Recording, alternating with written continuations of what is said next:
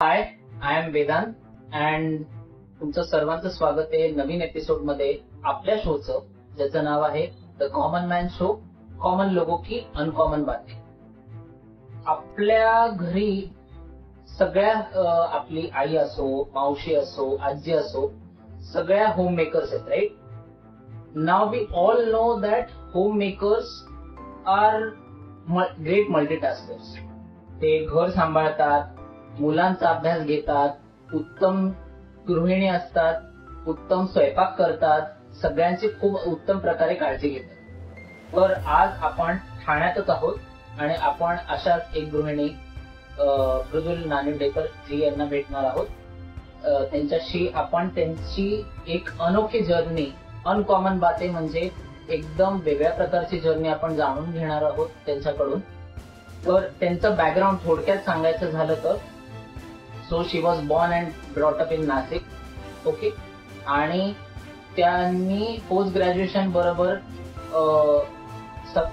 Recipes, food recipes आणि स्वयंपाक करायची हाऊस म्हणून त्यांनी फूड क्राफ्टचाही कोर्स देखील कम्प्लीट केला. त्याच्यानंतर लग्न झाल्यानंतर she shifted into a joint family in Thane and सगळ्यांचं घर सांभाळताना सगळं करता करता शी ऑल्सो एक आवड म्हणून त्यांनी टॉय मेकिंगचाही कोर्स कम्प्लीट केला आणि त्यांनी एक सक्सेसफुल एक्झिबिशन ब्रिज कॅन्डी मध्येही भरवलं.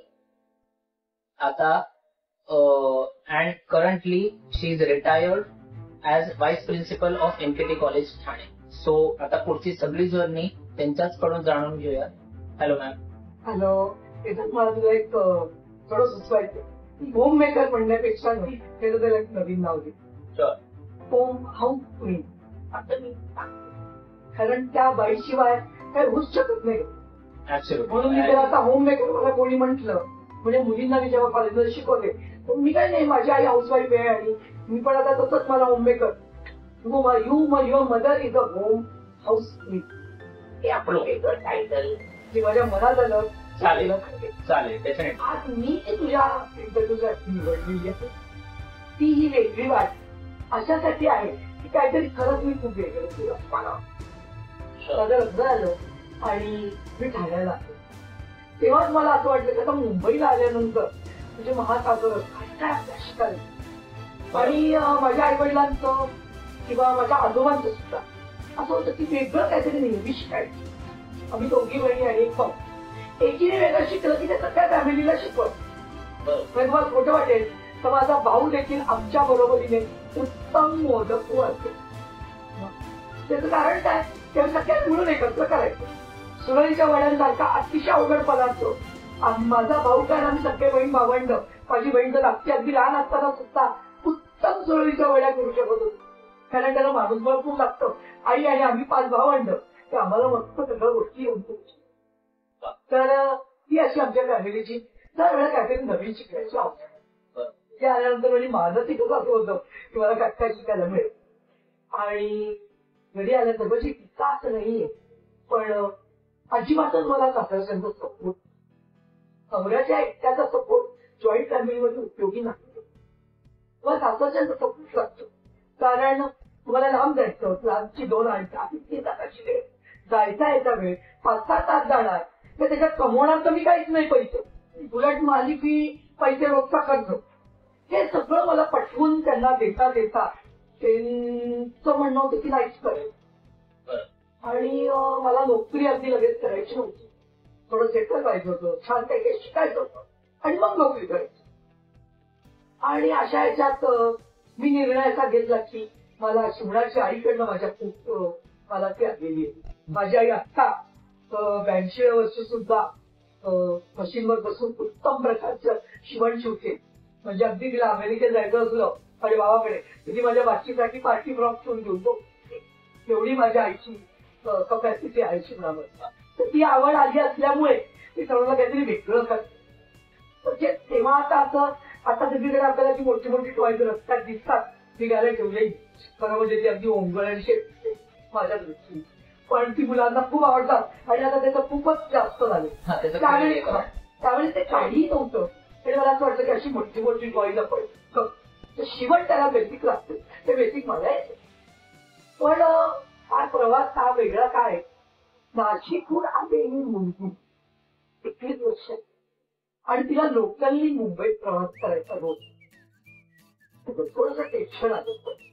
माझे मिस्टर म्हणले की टेन्शन काय घेऊ नको, तुझा पोचवतो, पहिल्या दिवशी तुला नेऊन दाखवतो, तुझी तू जा, शिकले येस म्हणलं हो चालेल. आणि असं झालं की त्यांच्या धंद्याच्या काही कमिटमेंटमुळे त्यांना मला दाखवायला येतात नाही.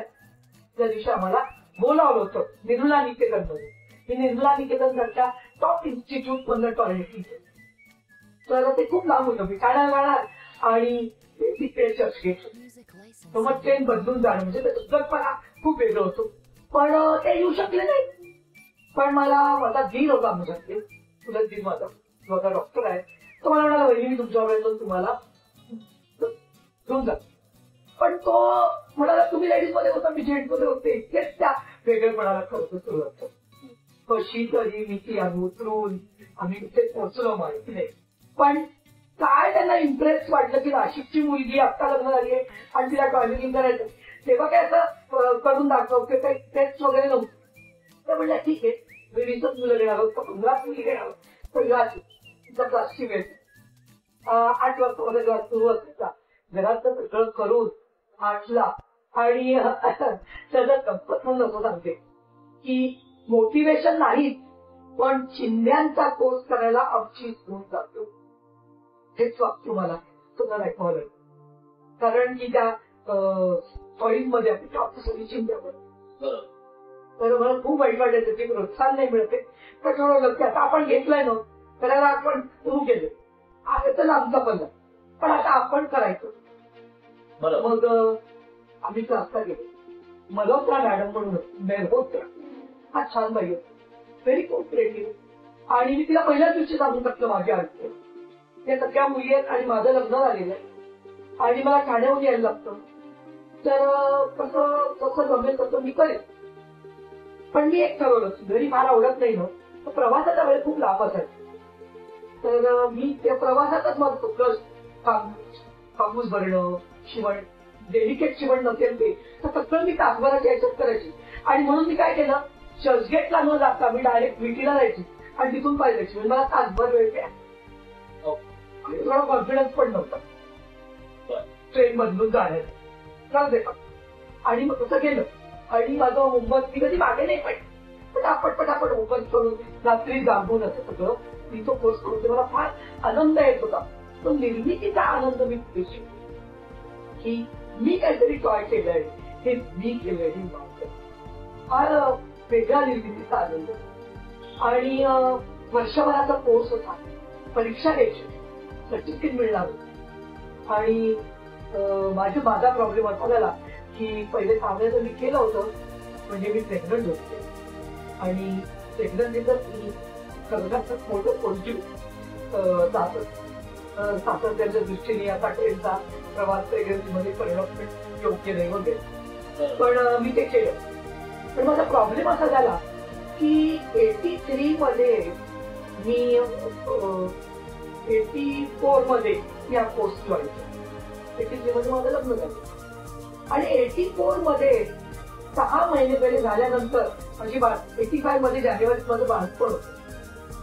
तसा काय कोर्स वर्षभर तर मी संपलं जातं. मला एवढा आवडती गोष्ट 6 महिन्यात संपवावं लागलं.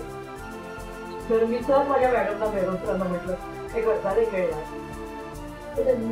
त्या म्हणाले का नाही येणार, तुला याला इंटरेस्ट आहे. आणि वुमन्स कॉलेज आपण म्हणतो. तर प्रेग्नन्सी आणि डिलिव्हरी हे वुमन्सचे प्रॉब्लेम नाहीये, हे त्यांच्या स्टेजेस आहेत लाईफमध्ये. इतकं ऐकून छान वाटतं. तर त्यामुळे की मी खरंच आपण करूया. मी बोलते माझ्या वरच्या लोकांशी आणि त्या बोलल्या कामा म्हणून त्यांच्या महत्व त्या कोण त्या मला आठवत नाही. तुम्हाला दोघींची चिंती पक्क्या त्या आल्या मला बघायला. मी ज्या तन्मयतेने सगळं करत होती आणि सगळं तर त्या म्हणाल्या की खरं तू असं कर, 6 महिने पूर्ण कर, नंतर जानेवारीमध्ये तुझं बाळणपण होऊ दे आणि मग पुढच्या वर्षीच्या परत 6 महिन्यामध्ये तू ते शेवटचे 6 महिने कर. म्हणजे मी कोर्स पहिले 6 महिने एका वर्षी आणि दुसरे 6 महिने दुसऱ्या टर्मचे दुसऱ्या वर्षी, असं ते आमचं ठरलं. मला ते खूप तेव्हा सोपं वाटलं. आणि मी त्या हिशोबात संबंध चॉईस करायचे. माझ्या बाळासाठी केलं, चॉईस करूया, नादात मी कधी होते. पण बाळ झाल्यानंतर माझी मुलगी झाल्यानंतर माझी मुश्किल खूप वाढून गेली. आणि संभाळणार कोणी हा तापाचा प्रश्न आहे. पण मुलगी 6 महिन्याची होत होती. तर माझ्या आमची एक फॅमिली फ्रेंड आहे शानबाग म्हणून, त्यांना खूप सपोर्ट, त्यांना मला फार कौतुक आहे. तर मी त्यांना सासूबाईच म्हणते, त्या पूर्णच म्हणतात मला, त्या नाहीत आता काका आहे. त्या मला म्हणाल्या मुलीला आपण मी सांभाळते, तुला आमच्याकडे आवडणार नाही. माझ्या शेजारीच राहायचा 2 ब्लॉक पलीत. म्हणजे आमच्याकडे आवडणार नाही, काकू कशाला असं करूया. तर मग त्यांनी त्यांच्या ओळखीच्या एका त्यावेळेच्या क्रशवर बेबी सिटिंग आपण म्हणतो, ते क्रश वगैरे पण एवढं नव्हतं करतो, काही नव्हतं देतात आम्हाला त्यांनी. तर घरी बाई ठेवण्याची आम्हाला परवानगी नव्हती. तर असं ठरलं की त्या मला घेऊन गेल्या.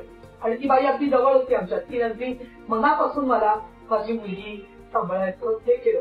तिला कौतुक का वाटत होतं, नोकरी करणाऱ्या बायका ठेवतात, पण ह्याचं काहीतरी वेगळं शिकणारी बाई तो मुलगी सांभाळ.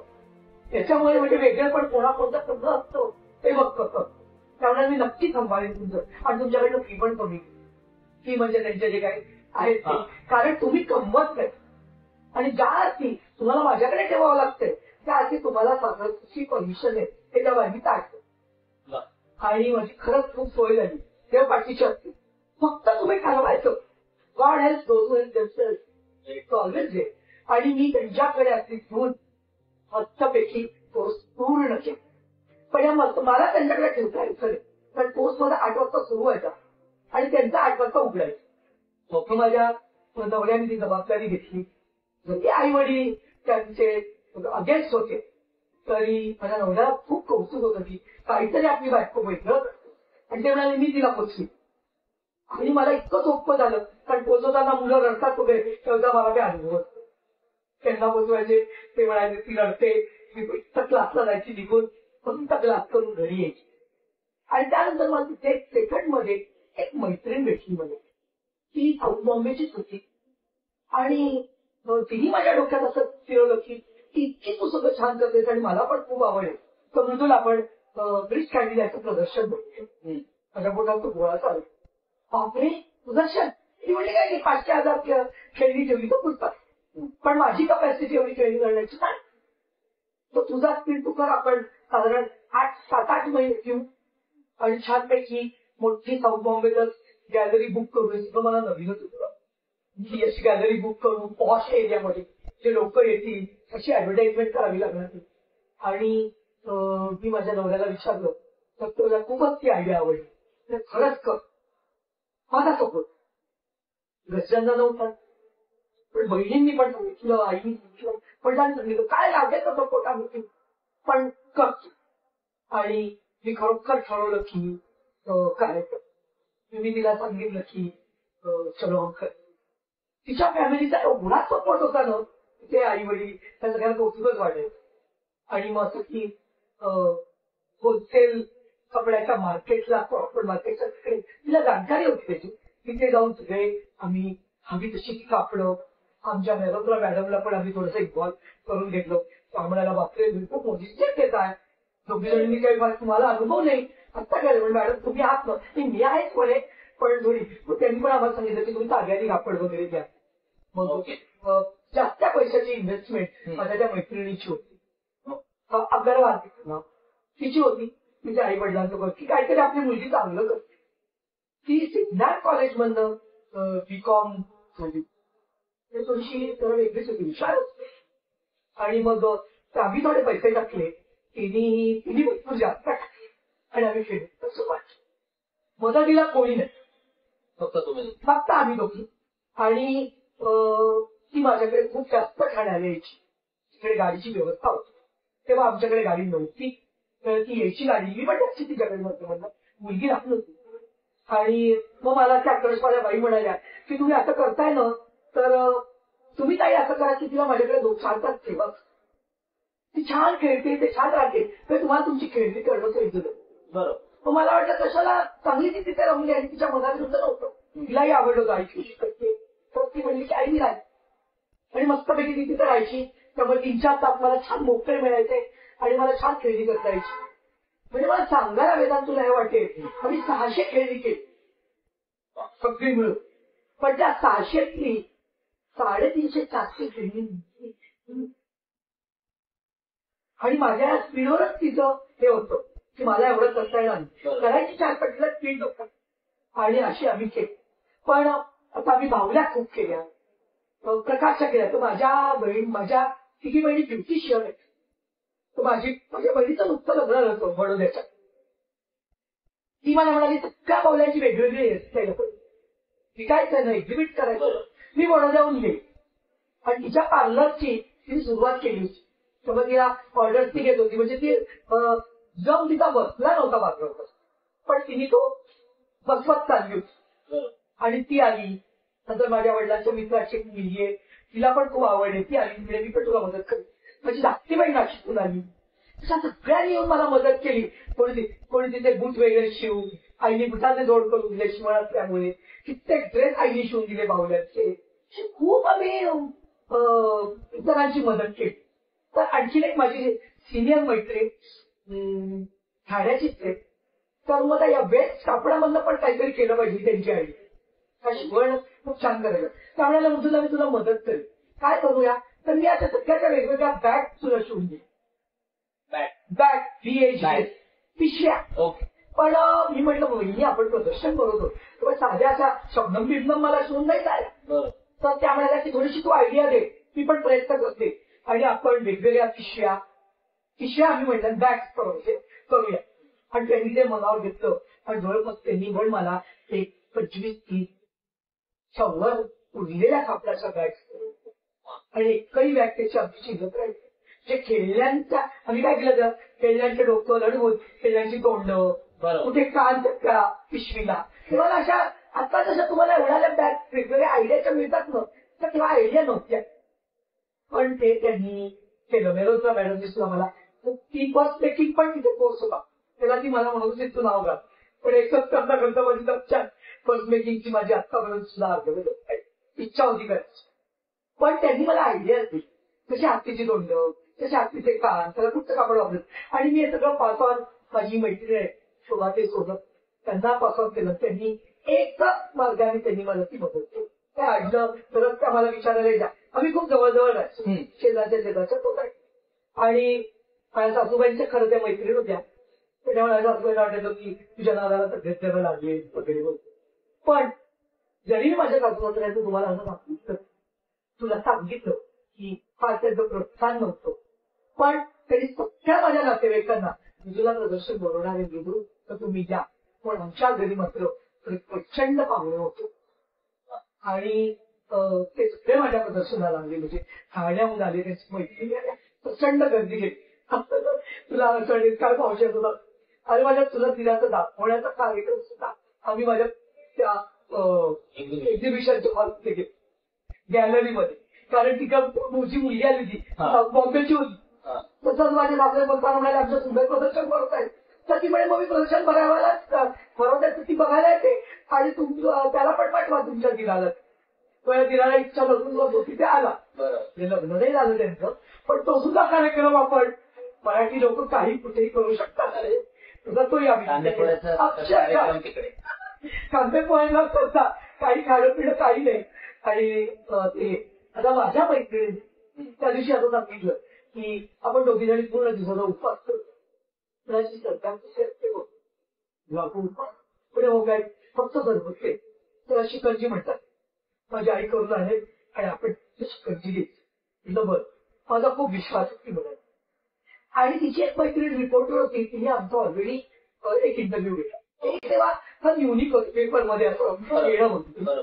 तर तिने इंटरव्ह्यू घेतला आणि त्यावेळेला माझ्या मैत्रिणी मला न विचारता असं डिक्लेअर करून टाकलं की आम्ही हे सगळे मिळालेले आहेत ते पैसे आम्ही डोनेट करणार. आणि ते कोणाला करणार होतं मदर टेरेसा. कारण ते वडील मैत्रिणीचे वडील त्या मदर टेरेसाच्या आश्रमामध्ये जाऊन तेल पुरवायचे त्या मसाज तिथे छोट्या बाळांना तेल पुरवायचे आणि तिची आई वगैरे सहज असं म्हणून मसाज पण करायची. त्यामुळे तुम्ही तिथे करा. आता मागे बघितलं की असं वाटतं की मदर टेरेसाला मदत करण्याची आपले कित्येक आश्रम होते. असं मला वाटतं की त्यावेळेला मला एवढी सोबत नव्हती, पण ते झालं. पण ते डोनेट झाले मस्त पैकी.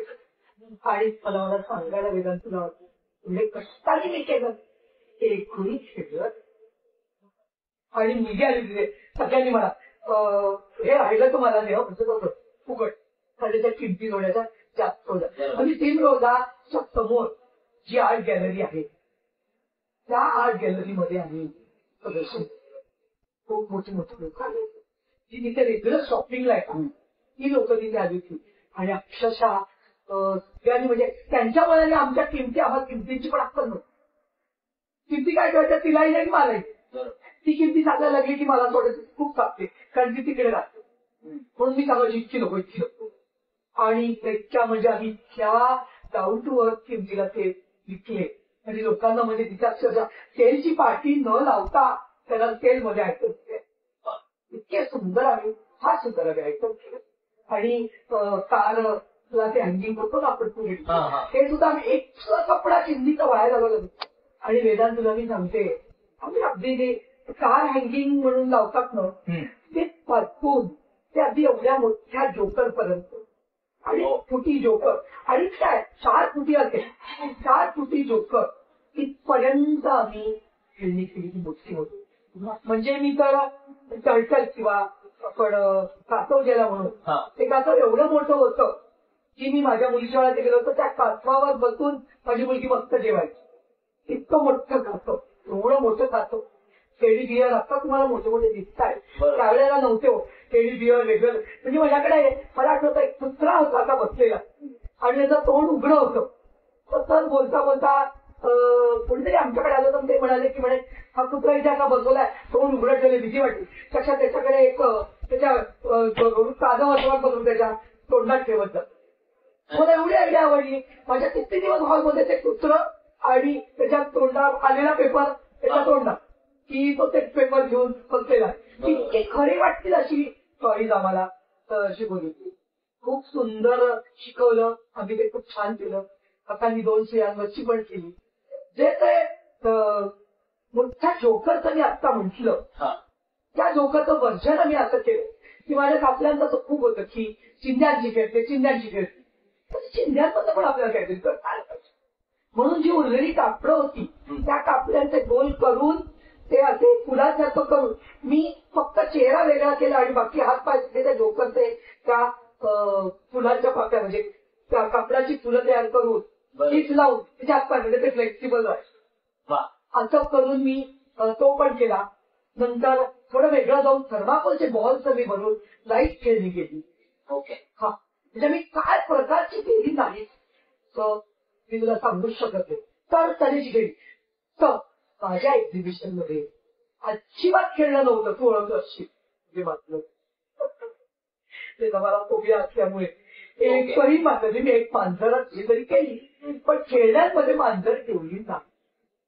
आणि माझ्या मैत्रिणीच्या उपासाची आयडिया किंवा माझ्या तिचं दान देण्यात डोनेट करण्याची तिच्या आईवडिलांची आयडिया आणि माझ्या नवऱ्याची त्याला किंबामुळे ते पुष्कळ आम्ही खूप सुंदर पद्धती आहे आणि सक्सेसफुल व्हेरी सक्सेसफुल आपण म्हणून ते वेंचर होते.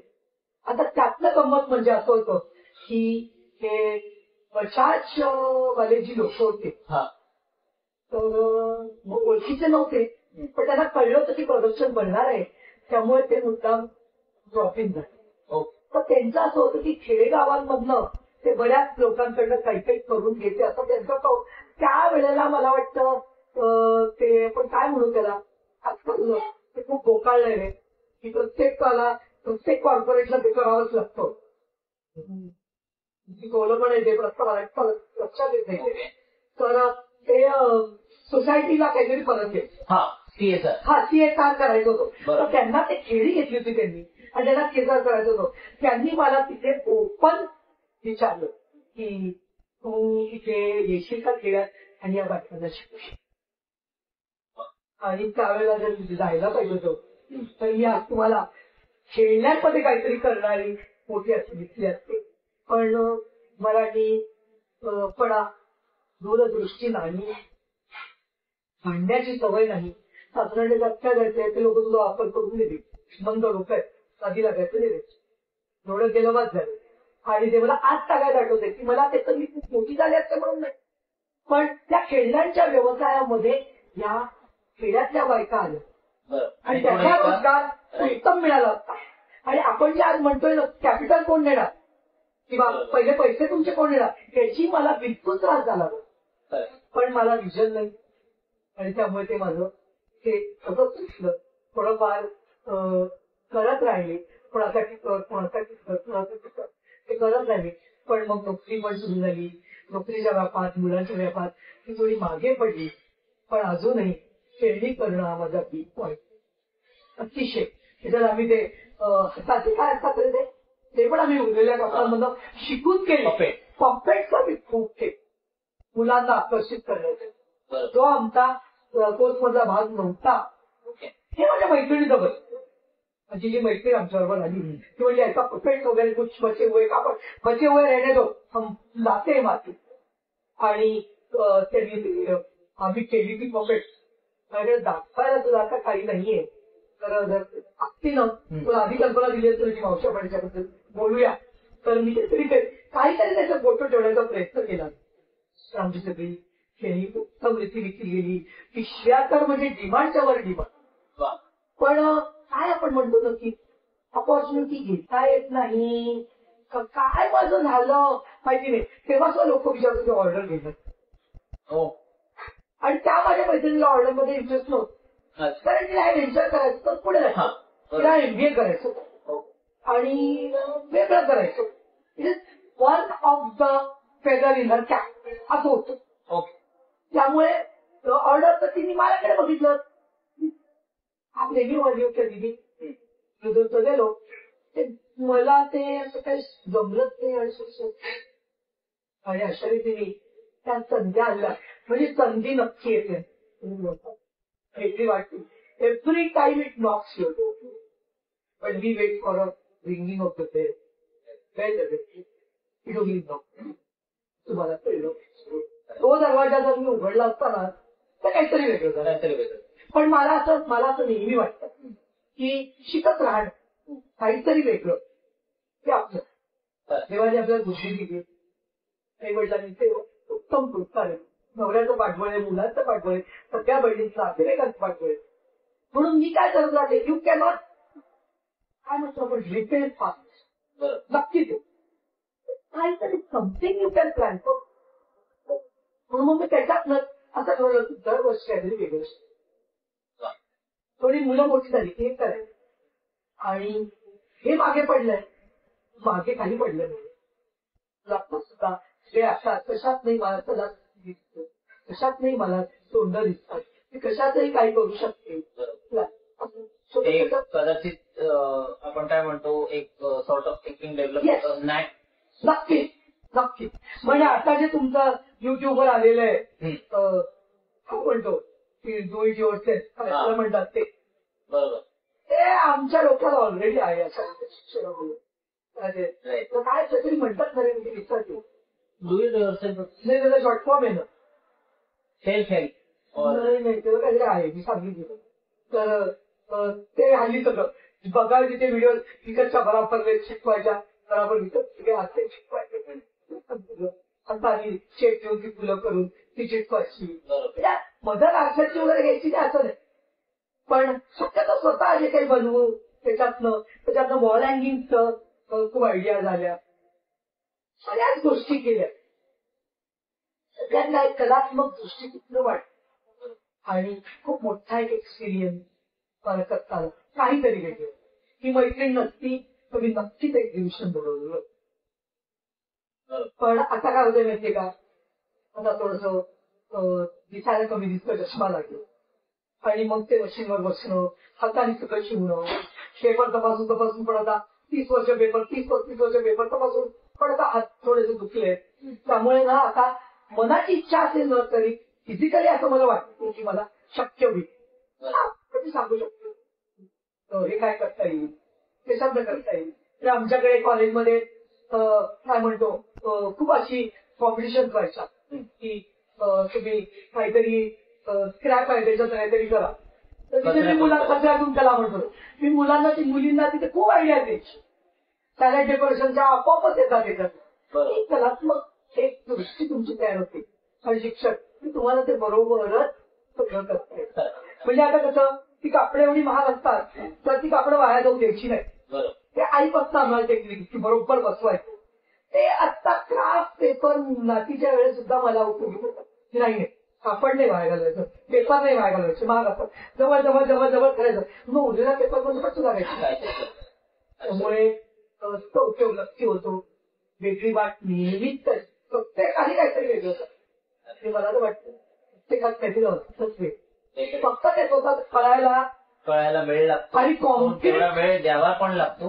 नाही डोक्यात खूप असतं पण आयडिया नेहमी पेन जायचं म्हणजे कॉन्क्रिटीकरण त्याचं लागतं. आणि त्या सगळ्या ह्याच्यातनं मला माझ्या नवऱ्याचं पण का कौतुक वाटतं माहितीये का आमच्याकडे गाडी नव्हती पण लोकली जमेल तशी टॅक्सी करून एवढे मोठमोठ्या खेळली तिथे पोहोचवणं करणं सगळं त्यांनी अंगावर घेऊन एकट्याने केलं.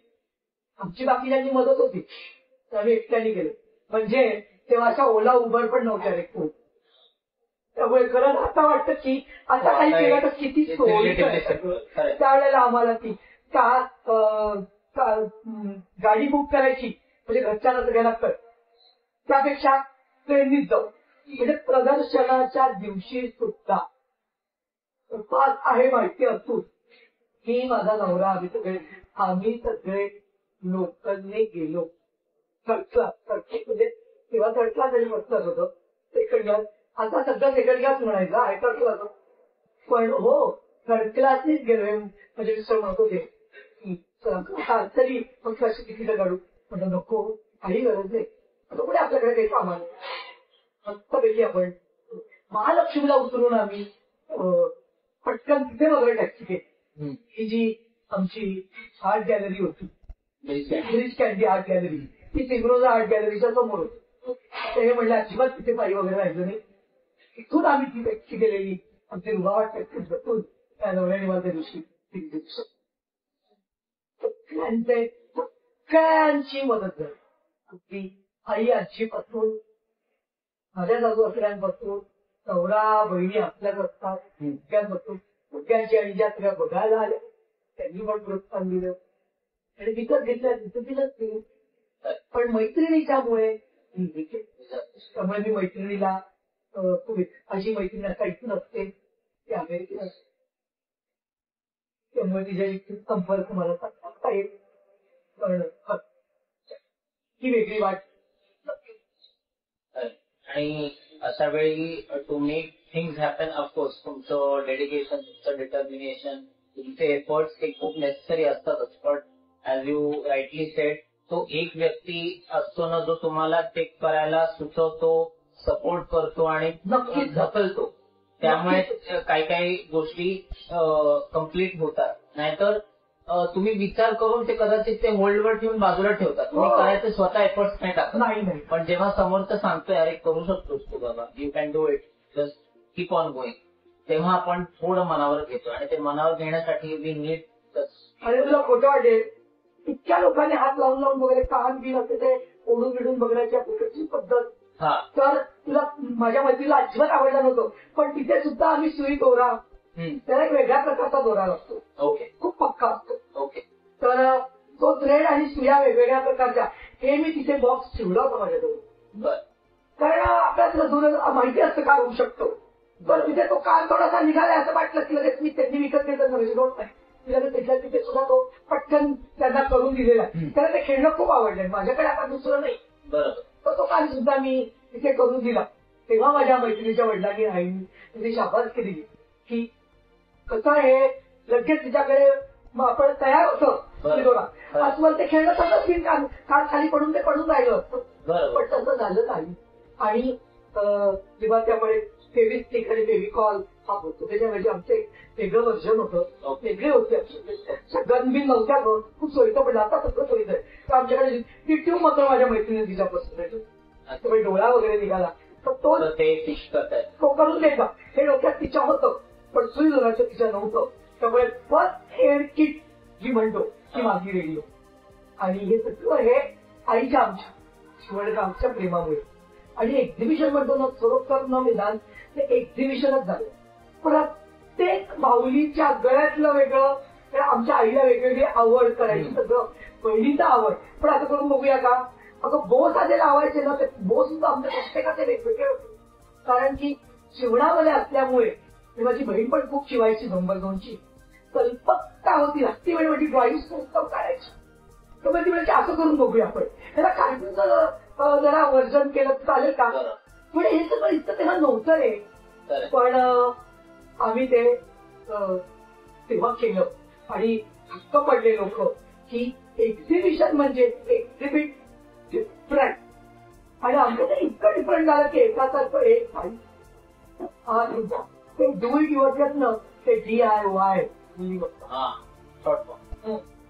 ते DIY सगळं असं आम्ही DIY केलं. छान एक्झिबिशन भरवलं. काय ते केलं म्हणून तुला माझा इंटरव्ह्यू घेता आला. वेगळी वाट ही वेगळी वाट.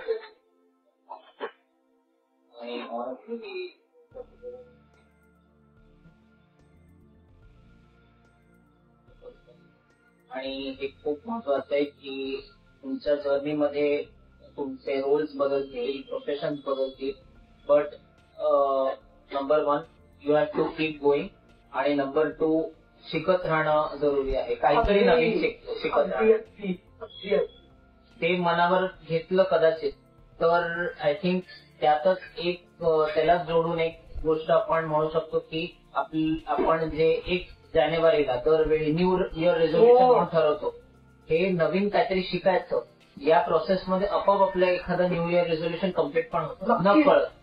आणि त्याचं आपल्याला प्रेशर येत नाही, तर ते आपण एन्जॉय करत तो प्रत्येक मुवमेंट ती एलिमेंट कॅप्चर करत ती पूर्ण कम्प्लीट करतो प्रोसेस. आणि ते आपल्याला कायम लक्षात राहते. ते असं नसतं की ओके हे टास्क दिलेले XYZ एवढ्या दिवसात एवढं कम्प्लीट झालं आणि तरच ती मजा आहे. नाही पण वेदांत ना माझ्या माहेरच्या घरी फार आहे की सतत काहीतरी वेगळं पण त्याला अत्यंत प्रोत्साहन. आणि आम्ही सगळ्यात घरी काही ना काहीतरी वेगळं शिकायचं करायचं.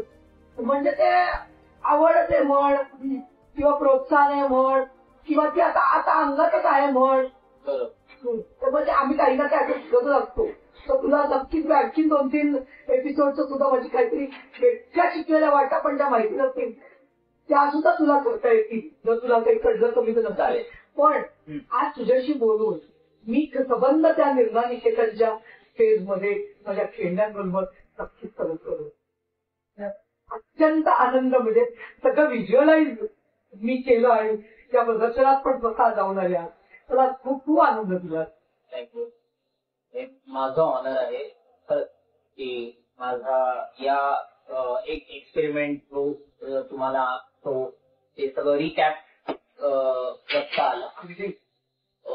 So this was it on this episode of the common man show. खेळण्यांचा दुनिया, the common man show, common लोगों की अनकॉमन बातें. Until next time. पण त्याच्या आधी एक हाय फाय तो बनतात. See you.